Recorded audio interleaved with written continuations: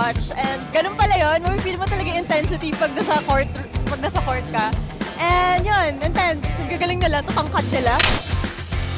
Super na-excite ako nung nalaman ko na manonood. Oh my God! It's been a while since the last time na napanood ko ang basketball. So, ayun, sobrang saya.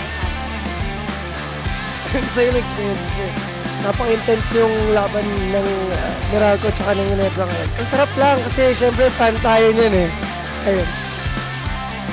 Ever since fan talaga ako ng PBA, sarap talaga. Sobrang solid, lalo na bakbakan yung laro ngayon. Alam naman natin ang Ginebra, isa sa pinakasikat yan dito sa PBA.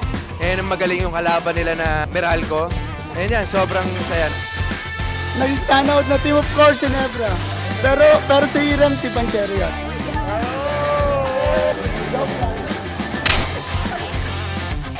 Yeah, it's an honor to be here. Sobrang intense nung game. So yeah, guys, please watch Lumuhod Ka sa Lupa. Manood kayo pagkatapos ng It Bulaga.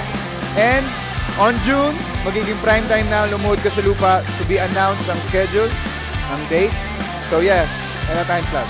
So please support us. Thank you for all the love.